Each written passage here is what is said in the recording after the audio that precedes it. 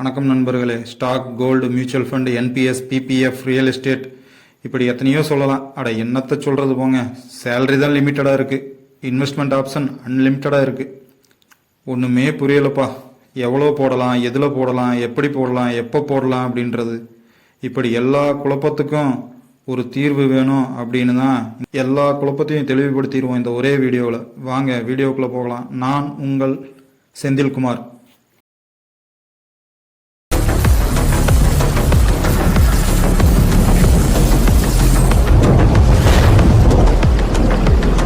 உங்கள் தேவைக்கு ஏற்ப எதில், எப்போ, எப்படி, எவ்வளவு முதலீடு பண்ணலாம் அப்படின்றத பார்க்கலாம். ஸ்டாக்கில் எவ்வளோ போடலாம், கோல்டில் எவ்வளோ போடலாம், மியூச்சுவல் ஃபண்டில் எவ்வளோ போடலாம் அப்படின்னு பார்ப்போம். எந்த ஒரு அசட்டாக இருந்தாலும் 3 முக்கியமான விஷயத்தை சார்ந்து தான் அது இருக்கும். ஒன்று ரிட்டர்ன், ரெண்டாவது ரிஸ்க்கு, மூணாவது ரெக்யர்மெண்ட், அதாவது கோல். ஃபஸ்ட்டு ரிட்டர்ன் பற்றி பார்க்கலாம். கடைசி ஒரு சில மாதத்துலேயே ஸ்டாக் மார்க்கெட்டாக இருக்கட்டும், கோல்டாக இருக்கட்டும், மியூச்சுவல் ஃபண்டாக இருக்கட்டும், மூணுமே நல்லா பர்ஃபார்மன்ஸ் பண்ணி பெரிய ரிட்டர்ன் கொடுத்துருக்கு. அதனால் அடுத்து வர்ற நாட்கள்லையும் இதே மாதிரி ரிட்டர்ன் எக்ஸ்பெக்ட் பண்ணோம்னா வருமா அப்படின்றது கேள்விக்குறி தான். அப்படி நம்ம எதிர்பார்த்தோம்னா அது மிஸ்மேட்ச் ஆகிறதுக்கு வாய்ப்பு இருக்குது. அதனால் கிரவுண்ட் ரியாலிட்டி என்ன அப்படின்றத ஒரு நிமிஷம் பார்த்துருவோம். எந்தெந்த இன்வெஸ்ட்மெண்ட்டில் லாங் டேர்மில் எவ்வளோ ரிட்டர்ன் வரும்னு செக் பண்ணி பார்க்கலாம். ஸ்டாக் மார்க்கெட்டில் எது வேணாலும் எப்போ வேணாலும் நடக்கலாம். அடுத்த 6 மாதத்தில் 20% கூடலாம், இல்லை 20% குறையலாம். கோல்டு எப்படி பெர்ஃபார்ம் பண்ணியிருக்குதுன்னா, கடைசி 40-50 வருஷத்து ஹிஸ்ட்ரியில் பார்த்தோம்னா 10% 12% வரையிலும் ரிட்டர்ன் கொடுத்துருக்கு. அதே அளவு நம்ம எக்ஸ்பெக்ட் பண்ணலாம். சவரேன் கோல்டு பாண்டு வாங்கினோம்னா 2.5% எக்ஸ்ட்ரா கிடைக்கும். அப்படி இன்ட்ரெஸ்ட் அந்த 2.5% கிடைச்சதுன்னா இன்னும் ஒரு 2% கோல்டில் ரிட்டர்ன் அதிகமாக வர்றதுக்கு வாய்ப்பு உண்டு.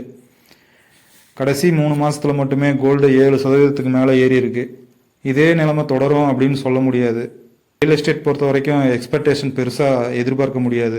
ரியல் எஸ்டேட்லேயும் கடந்த 40 வருஷமாக நம்ம நாட்டில் ஆவரேஜாக பார்த்தோம்னா 10-12% தான் ரிட்டர்ன் கொடுத்துருக்கு. கோல்டுக்கு ஈக்குவலாக தான் கொடுத்துருக்கு. ரியல் எஸ்டேட்டில் ஒரு விஷயம், நம்ம வாங்கின இடத்தோட லொக்கேஷன், அது இருக்கிற ஏரியா, மெட்ரோ சிட்டியா, எந்த ஏரியாவுக்குள்ளே இருக்குது, ஃபெசிலிட்டி எப்படி இருக்குது, ஹைவே பக்கத்துலையா, அப்படி இல்லை உங்கள் இடத்துக்கு பக்கத்தில் ஏதாவது government bus stand, airport, institute இந்த மாதிரி ஏதாவது வந்துச்சுன்னா உங்களோட இடத்தோட மதிப்பு வேகமாக உயர்றதுக்கான வாய்ப்பு இருக்குது. அப்படிப்பட்ட இடமா இருந்துச்சுன்னா உங்களுக்கு 15%க்கு மேலே ரிட்டர்ன் வர்றதுக்கான வாய்ப்பு இருக்குது 10-15 வருஷம் லாங் டேர்ம்லேயே. அதே ஷேர் மார்க்கெட்டை பொறுத்த வரைக்கும் மியூச்சுவல் ஃபண்டில் 12-14% வரையிலும் எதிர்பார்க்கலாம்.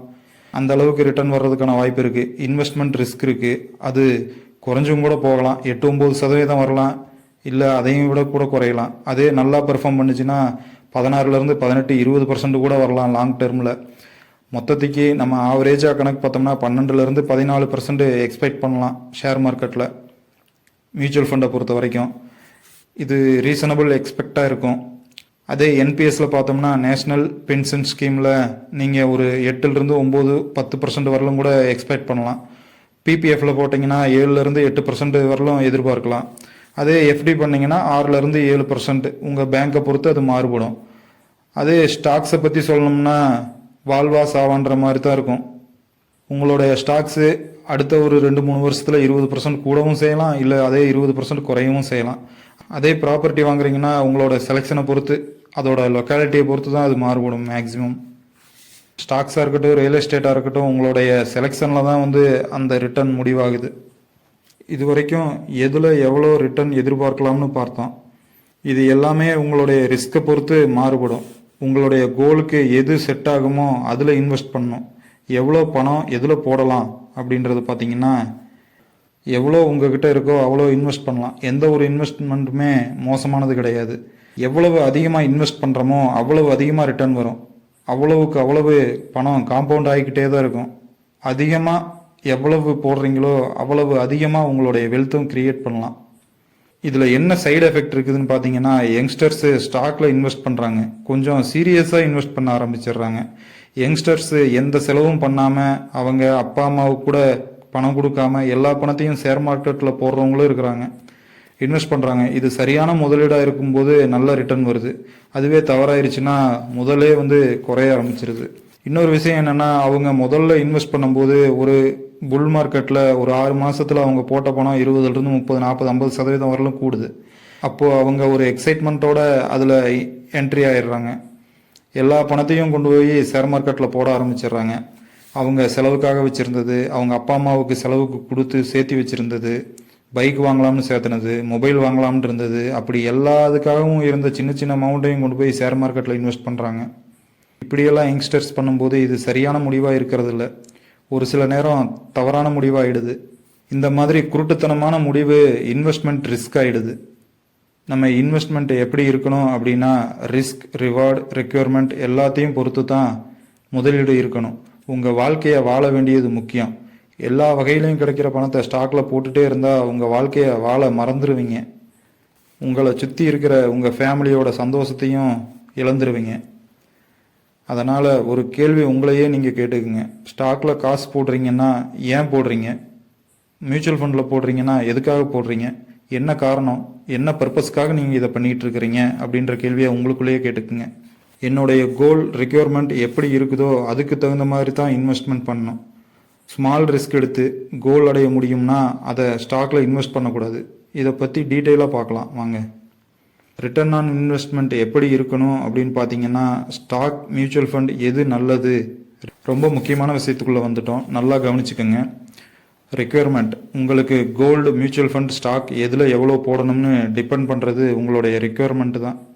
நீங்கள் டாக்டர் ஆகணும்னு நினச்சா பிஇ படிப்பீங்களா? அது மாதிரி தான். அடுத்த 2 வருஷத்தில் பணத்தோட தேவை இருக்குது, அதுக்காக நான் சேர்த்துக்கிட்டு இருக்கேன் அப்படின்ற பட்சத்தில் உங்கள் தம்பி, தங்கச்சி யாரோ ஒருத்தரோட கல்யாணத்துக்காக ரொம்ப முக்கியமான விஷயம், ஒரு அப்பா அம்மாவோட ஆப்ரேஷன் இந்த மாதிரி இருக்குது அப்படின்னா இதற்கான பணத்தை சேர்க்கும்போது அதில் ரிஸ்க் எடுக்கவே கூடாது. அந்த பணத்தை கொண்டு போய் ஸ்டாக்கில் கண்டிப்பாக போடக்கூடாது. மியூச்சுவல் ஃபண்ட்லேயும் போட தேவையில்லை. இருந்தாலும் நிறைய பேருக்கு கோல்ஸ் இருக்கும். அப்படி இருந்தால் ஷார்ட் டெர்மா இல்லை அது லாங் டெர்மா அப்படின்னு தீர்மானிச்சுட்டு எதில் இன்வெஸ்ட் பண்ணணும் அப்படின்னா இதை நம்ம 5 வருஷத்துக்குள்ளேனா ஷார்ட் டெர்மாவும், 5 வருஷத்துக்கு மேலேனா அதை லாங் டெர்மாவும் எடுத்துக்குவோம். எவ்வளோ குறைவான டைம் இருக்குதோ அவ்வளவு risk. Equity market, stock, mutual fund எவ்வளோக்கு எவ்வளோ டைம் அதிகமாக இருக்குதோ அவ்வளவுக்கு அவ்வளவு ரிஸ்க்கு கம்மியாக இருக்கும் ஈக்விட்டி மார்க்கெட்டில். 1 வருஷத்தில் எனக்கு பணத்தோட தேவை இருக்குது அப்படின்னா மியூச்சுவல் ஃபண்டில் போடவே வேண்டாம்னு தான் நான் சொல்லுவேன். அதுவே எனக்கு 10 வருஷத்துக்கு அப்புறம் தான் பண தேவை இருக்குதுன்னா அதே மியூச்சுவல் ஃபண்டில் போடலாம்னு நான் சொல்லுவேன். முதல் விஷயம், எவ்வளவு ஈக்விட்டி மார்க்கெட்டில் போடலாம், எவ்வளவு கோல்டில் போடலாம் அப்படின்றத முடிவு பண்ணுறது உங்களுடைய டைமை பொறுத்து தான் மாறுபடுது. ரெண்டாவது விஷயம், உங்களுடைய கோல் பொறுத்தது. கம்பல்சரியா இல்லை ஃப்ளெக்சிபிளா? கம்பல்சரினா கட்டாயம் பண்ண வேண்டிய விஷயம், ஃப்ளெக்சிபிள்னா கொஞ்சம் அதை தள்ளி போடக்கூடிய அவகாசம் இருக்கிற விஷயம், இல்லைன்னா அதில் கொஞ்சம் தேவையை குறைச்சிக்கிற மாதிரியான விஷயம். அடுத்த 2 வருஷத்துக்கு அப்புறம் உங்கள் வீட்டில் பணத்தோட தேவை இருக்குது, உங்கள் ஃபேமிலியில் யாரோ ஒருத்தருடைய மேரேஜ், ஒன்று தங்கச்சி, தம்பி, இந்த மாதிரி அவங்களோட மேரேஜ் இருக்குது, இல்லை அப்பா அம்மாவோட ஆப்ரேஷன் இருக்குன்னா இது கம்பல்சரியான தேவை. இதில் நம்ம ரிஸ்க் எடுக்க முடியாது. இது ஃப்ளெக்சிபிளாக இருக்காது, எந்த காம்ப்ரமைஸும் பண்ணிக்க முடியாது. இதை தள்ளியும் போட முடியாது, வேணா 1 மாதம் 2 மாதம் தள்ளி போடலாம், அவ்வளோதான். அதுவே ஃப்ளெக்சிபிள்னா, எடுத்துக்காட்டுக்கு ஒரு 3 வருஷத்துக்கு அப்புறம் ஃபேமிலியோட ஒரு டூர் போகலாம்னு இருக்கிறீங்க, அதுக்காக பணம் சேர்த்திக்கிட்டு இருக்கிறீங்க. இது கம்பல்சரி அந்த கோல் அச்சீவ் பண்ணணும் அப்படின்றது கிடையாது, ரிஸ்க் எடுக்கலாம் இதில். ஏன்னா நம்ம டூரை அட்ஜஸ்ட்மெண்ட் பண்ணிக்கலாம், கொஞ்ச நாளைக்கு அப்புறம் பண்ணிக்கலாம், இல்லை நம்ம போக வேண்டிய இடத்த கூட மாற்றிக்கலாம். இதனால் ஒன்றும் பெரிய பிரச்சனையாக போகிறதில்ல. எங்கே முதலீடு பண்ணலாம் அப்படின்றதுக்கு 2 இம்பார்ட்டன்ட் பாயிண்ட் இருக்குது. ஒன்று, கோல் லாங் டெர்மா இல்லை ஷார்ட் டெர்மா. ரெண்டாவது, கம்பல்சரியா இல்லை ஃப்ளெக்சிபிளா அப்படின்றத பொறுத்து நம்ம முதலீடு பண்ணணும். நெக்ஸ்ட் ஸ்டெப், ஷார்ட் டெர்ம் தான் ஆனால் எனக்கு கம்பல்சரி பணம் தேவை அப்படின்ற பட்சத்தில், அதாவது ஃபேமிலியில் தம்பி தங்கச்சியோட கல்யாணம் இந்த மாதிரி விஷயத்துக்குன்னா நீங்கள் ரிஸ்க் எடுக்க வேணாம், இந்த பணத்தை எஃப்டியில் போடலாம். ஷார்ட் டெர்ம் தான் ஆனால் ஃப்ளெக்சிபிளானது தான் கோல் என்னோடது அப்படின்ற பட்சத்தில், அதாவது டூர் போகிற மாதிரியான இதுனா அட்ஜஸ்ட் பண்ணிக்கலாம் அப்படின்ற பட்சத்தில் நீங்கள் எஃப்டியில் போடாமல் கொஞ்சம் ரிஸ்க் எடுக்கலாம். நமக்கு பிடிச்சதில் இன்வெஸ்ட் பண்ணலாம். டைரக்ட் ஸ்டாக்கில் கூட இன்வெஸ்ட் பண்ணலாம், இல்லை mutual fund, index fund, small கேப்பில் கூட இன்வெஸ்ட் பண்ணலாம். இப்படி இன்வெஸ்ட் பண்ணும்போது ஸ்டாக் மார்க்கெட் நல்லா பெர்ஃபார்ம் பண்ணுச்சுன்னா அடுத்த 4-5 வருஷத்தில் நீங்கள் சிங்கப்பூருக்கு பிளான் பண்ண டூரு யூஎஸ்ஏ கூட போகலாம். இல்லை இது மோசமாக பெர்ஃபார்ம் பண்ணுச்சுன்னா நீங்கள் சிங்கப்பூர் போக வேண்டிய டூரு அந்தமானுக்கு கூட போயிட்டு வந்துடலாம். கொஞ்சம் ஃப்ளெக்சிபிளாக நம்ம பண்ணிக்கலாம், ஒன்றும் கட்டாயம் கிடையாது, எப்படியும் நம்ம டூர் போயிடலாம். ஆனால் நம்ம எடுக்கிற ரிஸ்க்கை பொறுத்து அது மாறுபடும்.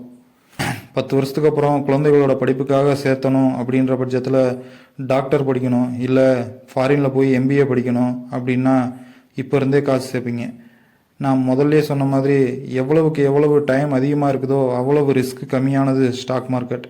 இப்படி சேவ் பண்ணுற அமௌண்ட்டை எஃப்டியில் போடாமல் லோ ரிஸ்க், அதாவது ஸ்மால் கேப் ஃபண்டு மாதிரி இல்லாமல் லார்ஜ் கேப் இல்லை கோல்டு இதில் இன்வெஸ்ட் பண்ணலாம். நீங்கள் மியூச்சுவல் ஃபண்டில் டைரக்ட் இன்வெஸ்ட்மெண்ட் பண்ணணுமா இல்லை ஸ்டாக்கில் டைரெக்டாக இன்வெஸ்ட் பண்ணணுமா? உங்களுக்கு ஒரு டிமேட் அக்கௌண்ட் தேவை. உங்ககிட்ட டிமேட் அக்கௌண்ட் இல்லைன்னா டிஸ்கிரிப்ஷனில் லிங்க் கொடுத்துருக்கேன். அதன் மூலம் நீங்கள் ஃப்ரீ அக்கௌண்ட் ஓப்பன் பண்ணிக்கலாம். டிஸ்கவுண்ட் ப்ரோக்கர் வேணுமா நீங்கள் ஜீரோதாவில் பண்ணுங்கள், இல்லை ஜீரோ புரோக்கர் வேணுமா எம்ஸ்டாக்கில் பண்ணிக்கலாம். நீங்கள் ஆல்ரெடி ட்ரேடராக இருந்தீங்கன்னா எம்ஸ்டாக்கில் அக்கௌண்ட் இல்லைன்னா அக்கௌண்ட் ஓப்பன் பண்ணிக்கிட்டிங்கன்னா உங்களுக்கு ரொம்ப வசதியாக இருக்கும். இதில் ஜீரோ புரோக்கரேஜ் தான். ஒன் டைம் பே பண்ணிட்டா லைஃப் லாங்கு ஃப்ரீ. உங்களுடைய கோல்ஸ் 2-3 இது இருந்துச்சுன்னா ஒவ்வொரு கோல்ஸ்க்காகவும் ஒவ்வொரு எஸ்ஐபி பண்ணுறது ரொம்ப நல்ல ஐடியா. லாங் டேர்ம் ஃப்ளெக்சிபிள் கோல் அப்படின்னா என்ன பண்ணலாம், எப்படி இன்வெஸ்ட் பண்ணலாம் அப்படின்னு கேட்டிங்கன்னா, இது எதுக்காகனா ரிட்டையர்மெண்ட்டுக்காக தான் இந்த பிளான் பண்ணுவோம். உங்களுடைய ஏஜ் இப்போ ஒரு 35-40க்குள்ளே இருக்குது அப்படின்னா அடுத்த 15 வருஷம் நீங்கள் இன்வெஸ்ட் பண்ண போகிறீங்க. ரிட்டையர்மெண்ட் பிளான் பண்ணலாம். இந்த இன்வெஸ்ட்மெண்ட் பெர்ஃபார்மன்ஸு நல்லா இல்லைன்னா இன்னும் 2 வருஷம் ரிட்டையர்மெண்ட் ஆகிறத தள்ளி போட்டுக்கலாம். இதில் கொஞ்சம் ரிஸ்க்கும் எடுக்கலாம். அதுவே நல்லா பெர்ஃபார்ம் பண்ணால் இன்னும் 2 வருஷம் முன்னாடியே கூட நம்ம ரிட்டையர்ட் ஆகிக்கலாம். டைரக்ட் ஸ்டாக், மியூச்சுவல் ஃபண்டில் ஸ்மால் கேப் மாதிரி இந்த மாதிரி இதில் இன்வெஸ்ட் பண்ணலாம். அதுக்காக எல்லா பணத்தையும் ஸ்டாக் மார்க்கெட்லேயும் மியூச்சுவல் ஃபண்ட்லேயுமே போடணுன்றது கிடையாது. கொஞ்சம் என்பிஎஸ், கோல்டு இந்த மாதிரி இதுலேயும் போடலாம், இன்வெஸ்ட் பண்ணலாம். டைம் இருக்கிறதுனால ஒரு 40% 50% ரிஸ்க் எடுக்கலாம், தப்பு இல்லை. முழுசும் ரிஸ்க் எடுக்க வேண்டாம். 50% வரலும் ரிஸ்க் எடுக்கலாம். இதனால் எந்த ஒரு தப்பும் கிடையாது. இதுவரையிலும் நான் சொன்னது எல்லாமே, இந்த வீடியோவில் இதுவரைக்கும் நான் சொன்ன எல்லாமே எஜுகேஷனல் பர்பஸ்க்காகத்தானே தவிர எந்த ஒரு இன்வெஸ்ட்மெண்ட் அட்வைசரியும் கிடையாது. இந்த வீடியோ பிடிச்சிருந்தா கண்டிப்பாக லைக் போடுங்க. அப்படியே உங்கள் ஃப்ரெண்ட்ஸுகளுக்கும் ஷேர் பண்ணுங்கள். மீண்டும் அடுத்த பதிவில் சந்திப்போம். நன்றி, வணக்கம்.